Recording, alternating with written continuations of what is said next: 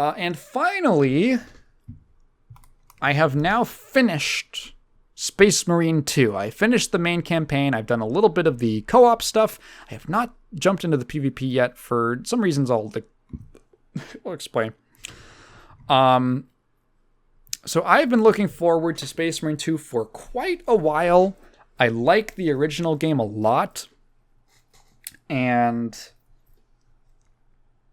I was excited for the unique to get more of the sort of things that were unique to that game. I love walking around these big, spectacular Warhammer 40k environments. The gameplay was very simple in the original, but very satisfying and didn't overstay its welcome. I would describe the original as like a perfectly paced game. It ramps up just as much as it needs to, and then it ends just when it has to. If it had gone on for... If that original game went on for an hour or even like 30 more minutes, I think it would have gotten a lot less enjoyable. Like, it would have just worn out its welcome. But it ends at like the exact 8-hour mark. Perfect. So I was curious from like an artistic standpoint to see how Space Marine 2 would iterate on a game that was so 7th gen in its design. And I have to say that, okay, remember when I was talking about Quake 4 and I said, man, you can really tell when Half-Life came out? I'm playing Space Marine 2 and I'm like, man, you can really tell when Doom Eternal came out. Because it's not like a one-to-one ripoff or anything like that. But there's just these certain ideas introduced in SM2. Not Spider-Man 2, Space Marine 2. Spuma 2. Where it's like the dodging and the parrying and the counters and the glory kills it's practically like giving you the way that it gives you a reward on kill is so like I can feel it. I can feel the influence. Although this game has a lot of other cool things going on. The combat is definitely more fleshed out from the original. I would say that it's about as deep as I needed it to be for the length that the game is. It wasn't terribly long. How many hours do I have in it? Something like 15 hours. 15 hours, and actually most of that I would say is the campaign, and one or two of those are probably the co-op missions. I guess I'll get my negatives out of the way first, because I have more positives than negatives. So negatives. This game's not very well optimized for certain setups. I'm playing this on PC, on Steam, and holy fuck the load times. Oh my god. They addressed this in a patch and it like made it a little better, I think. But wow. Okay, so I am playing this off of an HDD. And for most games, like a lot of people have a setup similar to mine on PC, where I have all of my like operating system and my commonly used programs and my browser and stuff like that. And personal files, that's all on an SSD for like quick access. And then I put like games and, archives of all of the videos that I've made. All of that is on a hard disk drive that's like 10 terabytes big. So it's like infinite storage practically for my purposes. For most games, so the trade-off between an SSD and an HDD is that a hard disk drive is much slower to read and write, that is to download and load things, but the cost to storage ratio is insane. It is orders of magnitude larger than an SSD in most cases. So I put all my games on there, and for most of them, basically practically all of them, okay, yeah, the boot time is a little bit longer, but the in-game load times are normal, I would say. Like, kind of what I would expect. I'm fine with having 10 or 15 seconds longer of a boot time. It's fine. I'll survive. Space Marine 2, I was waiting almost 10 minutes. Genuine. Almost 10 minutes from clicking play on Steam to getting into gameplay. Like actual gameplay in the mission through like 3 different loading screens, like one on the boot screen, one on the initial like loading my save, and then one to get into the mission. It was so goddamn long. And a lot of that has to do with the fact that you connect to like a server, which I think could probably be heavily optimized. The servers are very slow. Maybe it'll get better once the game's been out for a little longer and like requests to the server have cooled down.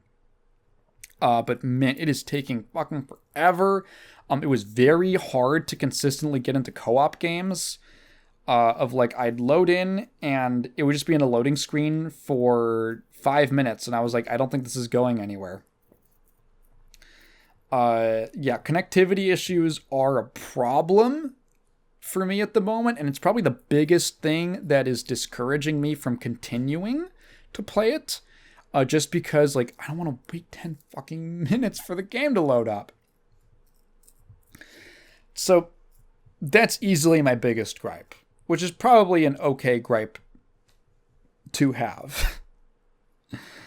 Now on to the positives. Number 1, this game's environmental artists went insane.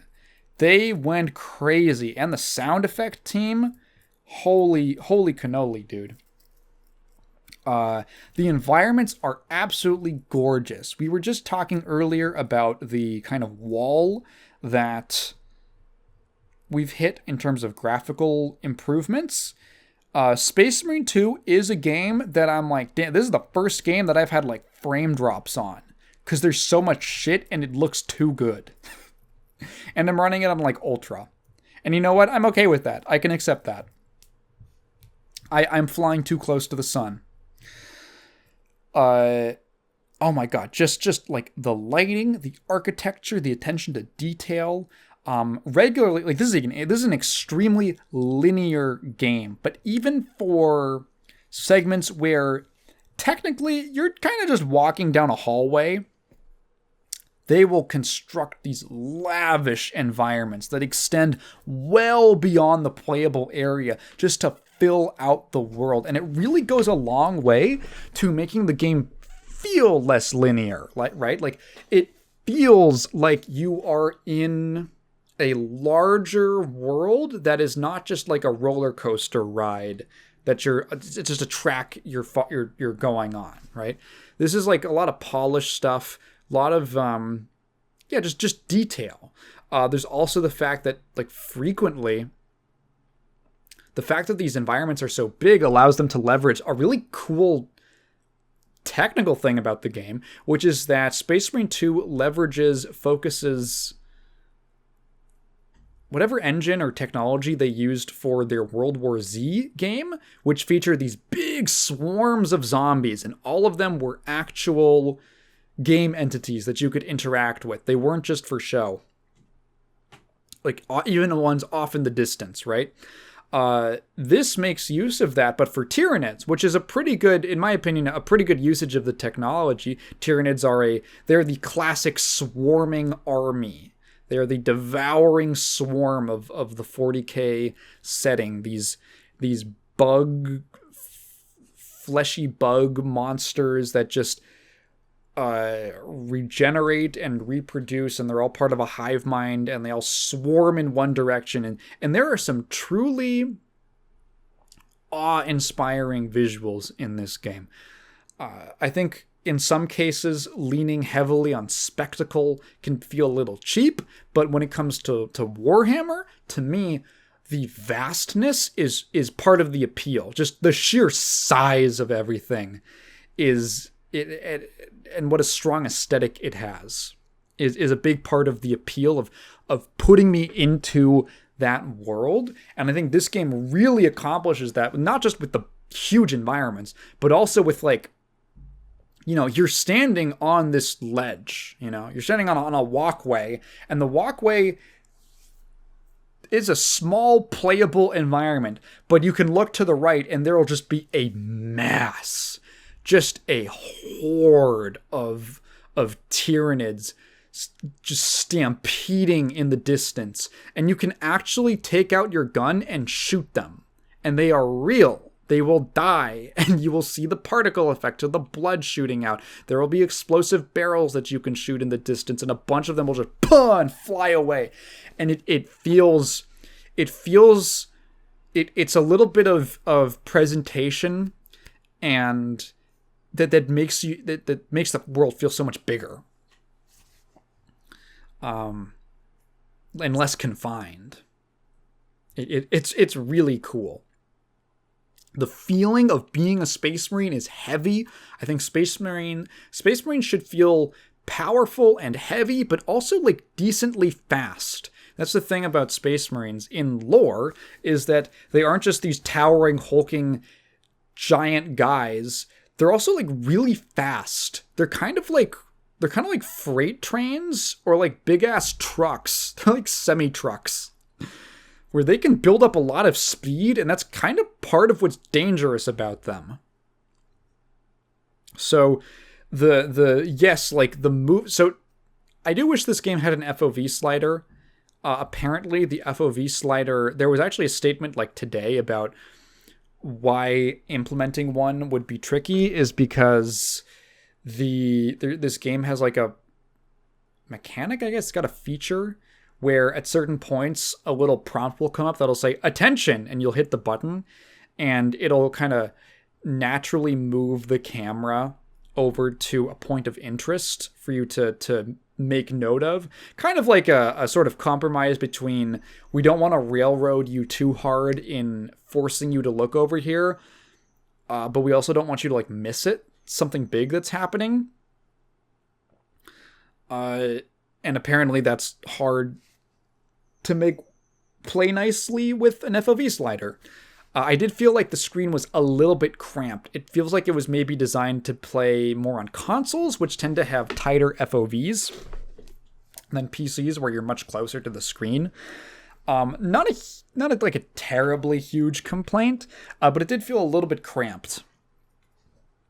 But within that, Titus as a character, as a playable character, like stomps, and then when you go into a run, you run pretty fast, and it feels heavy, and there's screen shake, and you can do a running melee, and you'll like shoulder charge or something like that, depending on what weapon you have out. You can dodge out of the way, and the dodge is fast, and it's also invulnerable, like a Dark Souls roll. The combat has a really nice flow to it. It's not a... Would I say it's easy? I don't know. It's easy in the sense that if you were playing on the normal difficulty, you can probably get by without too much of an issue.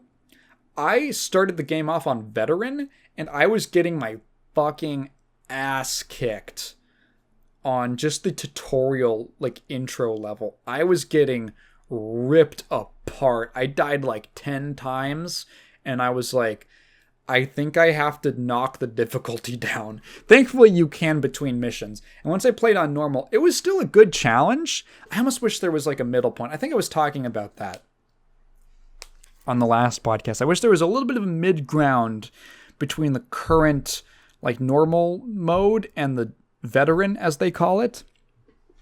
Because they said Veteran is the intended experience. One cool thing about the combat is that I was like at the end of the game, and I still felt like I could have played fights way better.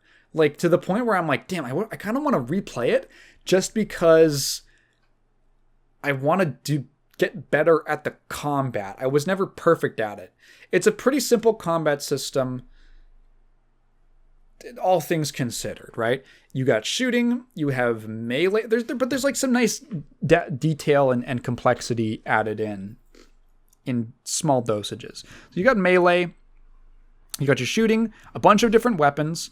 You can only carry 2 guns at a time. You have a primary and a secondary.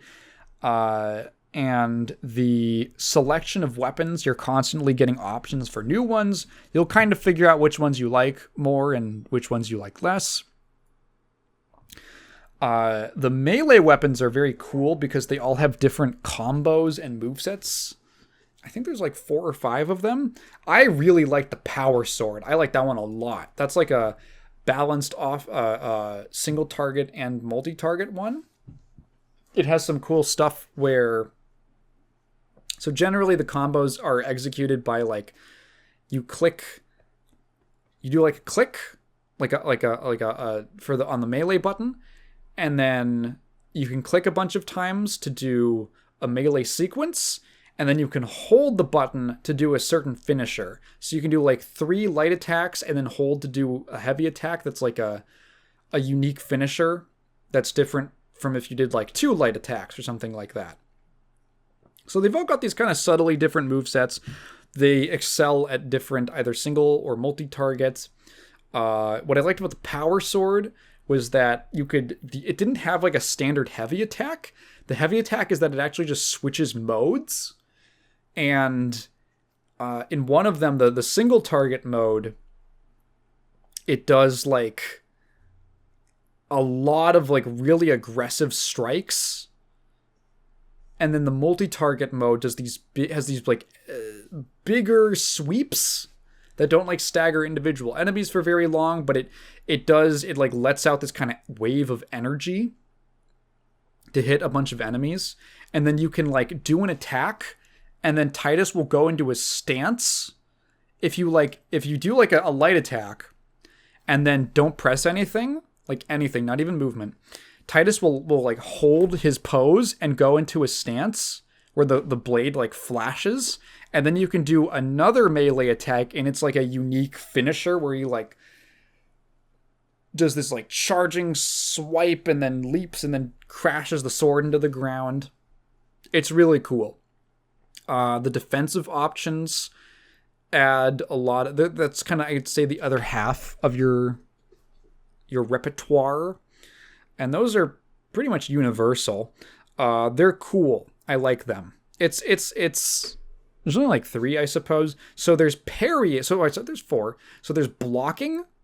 Blocking is like a standard. Against certain enemies, you'll be able to get some kind of like they'll attack you, you'll block, and you'll negate the damage. Certain attacks are unblockable. They have to be rolled. So unblockable and unparryable. And they have to be rolled out of the way. The parryable attacks will have this like blue-green glow like indicator as the enemy like charges up their attack. And then if you press it within a certain... There's like perfect parry windows. And the closer, like the better your timing is. I don't know if it's like near the... I think it's if you get a really fast reaction rather than a late one, you will get a you'll get a better like counter animation. So instead of like, the late parry, you'll just like swing your weapon and cut them in half before the Tyrannid, like it does like a leaping attack. But for the perfect parry, like the good one, you'll grab it and then throw it down, and then it'll like it'll stun nearby enemies. So reaction and timing are heavily rewarded. And that was like one of the main skills I felt like I needed to work on as I went through the game. Was like, man, I just need to react to this shit faster. There's a sound cue, there's a visual cue, and I'm not reacting fast enough. And then there are large... So there's kind of like large and small enemies. For the large enemies, once you like block and parry one of their attacks, and sometimes if you roll like 2 attacks in a row or something, you'll get a little like target indicator on them, and then if you just click, you'll do an automatic... You'll pull out your secondary, like your pistol, and just shoot them. It actually doesn't use actually does not use any ammo, which I found. You'll shoot them, which will immediately stagger them. Enemies that are sufficiently weakened will be staggered, and then you can go up and do an execution, which is like a glory kill from the Dooms. And executions immediately refill some amount of your armor. This game's health system is I like it. It's a little bit high pressure. It's difficult to so you've got health, and health can be regenerated through either it's got like kind of a Bloodborne thing going on where there's like a health bar. Once you take damage, you've got like some white health, and then you can deal damage back to the opponent to gain some of that white health back, although it deteriorates very fast. And then the only other way to regain it is like a med pack, and you can only carry 2 of those at a time, and you have to find them in the world. And then you got armor.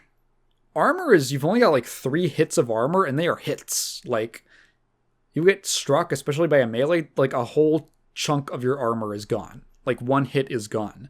Certain, like, smaller enemy attacks will just chip away at your armor. But a lot of them will just straight up take them. Like Mario. And then you can regain it by doing executions. And then it'll regen after a period of not doing a lot. So, the combat can get very hectic. And very active. And staying on top of... There's like a whole lock-on function where you can lock on to the larger targets. Staying on top of enemies and what they're doing and when you can parry an attack and stuff, because those animations are like invincible. When you're parrying, when you're doing an execution, when you're rolling, and mixing those in to avoid like getting hit and staying free of damage and all that.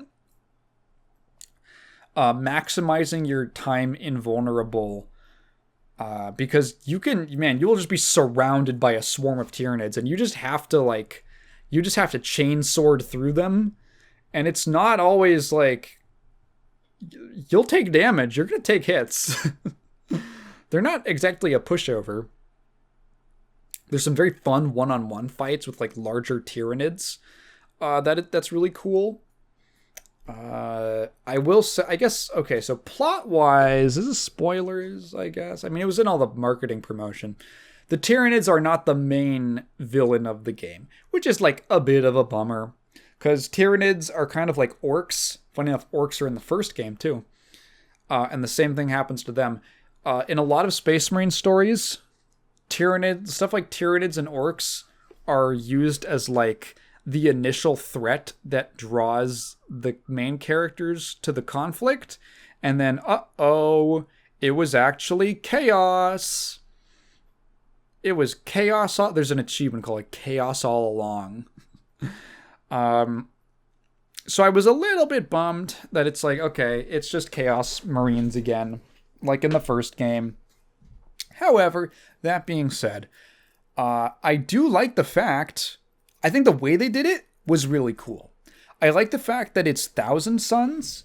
Typically in a lot of like external media, I say external media, like in a lot of 40k media, whenever they're like Chaos Marines, they're like Black Legion, I guess. And to be honest, I think the Black Legion is the least interesting faction of the Chaos Space Marines. There are much more interesting parts of their loose association, you know? This one uses Thousand Suns, and that's really neat. Thousand Suns are essentially aligned with the chaos god Tzeentch, who's the god of like change and magic. So they're sort of like the sorcerer magic-y guys of the Space Marines, or that's kind of their specialty. They are also cursed to essentially be made of dust. So their bodies aren't really corporeal. They're just suits of armor that are like possessed by this magical dust. And the armor's like all that's left for most of them. For a lot of them. The way that they're depicted here is awesome. Like, it is really cool. Like, you'll do... It did get a pop from me when the first time you fight the Rubric Marines, as they're called. That's what the Thousand Suns guys are called. And you do like an execution on one of them, and it's like you're ripping the helmet off, and a bunch of just magic sand just blows out, like just streaming and then all the armor pieces fall apart. It's like the guy's soul is released. It's great. It's really cool. They also provide a nice kind of up to the challenge because they're sort of like you, but evil. So they throw grenades, they have a bunch of different weapons, they can move around, and they have melee and stuff like that. So it's like a nice little scaling to the difficulty of the game that they bring. Plot-wise, it's fine. It's a pretty standard Space Marine story. It's not like the greatest thing that's ever been put out in 40K, but it's a fun like Space Marine action thing. I liked the relationships between the three main characters, Titus, Chiron, and Gadriel, who they're new to this game, and they have like certain suspicions about Titus being like not super trustworthy. I found some people saying like, it's so boring and repetitive, but honestly, most of the game's plot was like vaguely, was mostly, it's a very plot driven story, and then a couple character moments interspersed throughout. It seemed like it was paced pretty well to me, and it didn't overdo it. It developed the relationships as much as I felt that they had to be. There was no explanation as to like why Titus, probably the biggest missed opportunity is there's no explanation as to why Titus is just sort of like not killed by the warp stuff from the first game, which was a big point of contention. It's kind of like why a big part of the character conflict in this game exists. Unfortunately, they don't expand on that at all. But, I don't know. I don't care too much. The rest of the game is very good. I would say it's generally, it feels nice in a kind of old way. It's an extremely focused game. Probably, it's very appropriate coming from Focus Entertainment. There is very little bloat in this game. There's no crafting system. There's no, like, side systems of that sort. Whenever I think of like dumb unnecessary stuff, my go-to is crafting systems, because when I was growing up, I remember when Minecraft got huge and I saw like Dead Space 3 for the first time, and it was like with the new crafting system, and the first time I saw that shit, I was like, oh, this is here because of Minecraft, and it's probably like some bullshit that doesn't matter. And then every game for the next 10 years had a stupid crafting system in it, because Minecraft had it, even though those games did not like do it nearly as well or intertwine it into the gameplay as well as Minecraft does. But whatever. There's like really nothing of that sort in Space Marine 2. It is entirely about combat, and it does pretty good combat in very pretty environments with nice music and nice graphics and good spectacle and enough variety in what you're doing, and a generally pretty intriguing plot, at least in my opinion. And then you've got like some nice side modes. You've got the co-op missions that you do together. Essentially what happens is that the scale of the conflict in the story is so great that just Titus and his squad are not enough to like handle everything. So at various points, Titus will be like, okay, we need someone else to go do this thing. And that's where the co-op missions come in. They're called operations. And they are essentially that. Here is a storyline for these other three characters, and this is like the side stuff that they're doing while the main group is doing the stuff in the main campaign.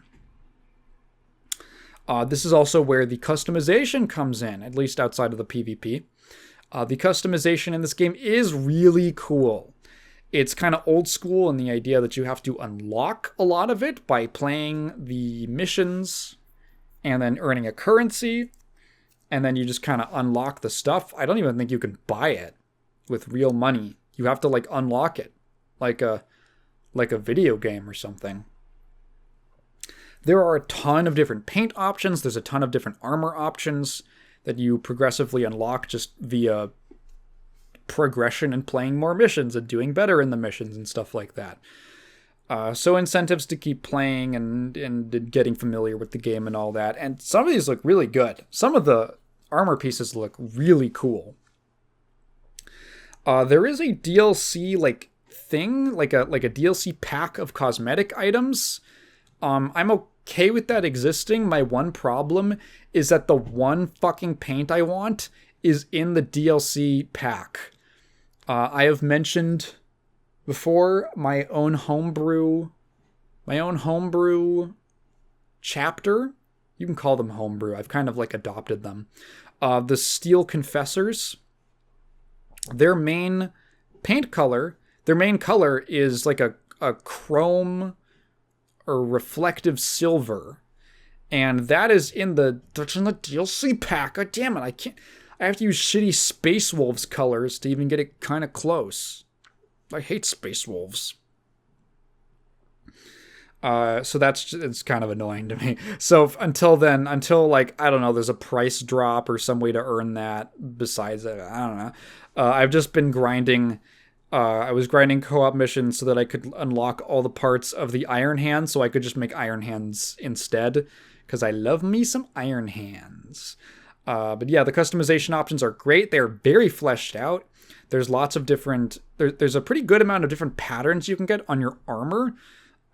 Nothing crazy, add a bunch of polka dots or anything like that. But you can do half tones, you know? You can do one side is black, one side is yellow. You can customize the Aquila to be a different shade and all that. You can add little stripes and stuff to different armor pieces. You can edit the left legs and the left arms and the right legs and the right arms separately. It's all very nice. I have not touched the PvP yet, although I kind of want to. It looks fun. I want to play my Night Lords. Overall, it's just I don't know. It's just kind of a very solid... It's a solid, fun game that is very focused, and if you're interested in what it's doing, it has a lot for you. It has a lot for you, and it does it very competently. If you're a Warhammer fan, I would totally recommend it. It is just a real treat to be able to walk around. I keep saying it, but fuck, I just love walking around in a battle barge. It's so cool. It's so cool, dude. There are some really cool... The last boss of this game is great. It's really fun. I want to play it again. It makes me want to play it again because the last boss is really good. The mechanics that they added do so well it gives them enough flexibility to create some really interesting boss encounters. There's only one or two that I would really consider bosses, but they are really cool.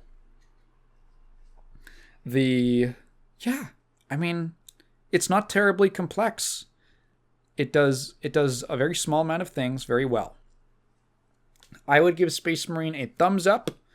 My only gripes are the load times and the fact that the DLC is a little pricey. It's $40 or something. What the fuck? Or $50 for cosmetics?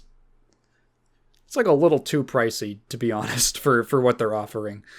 I wish that you could just buy the paints individually. Fuck it, I'd buy... If you could just sell a paint for $2, fuck, I'd buy it. I'd buy that individually. I wouldn't mind. Yeah, that's... I don't know.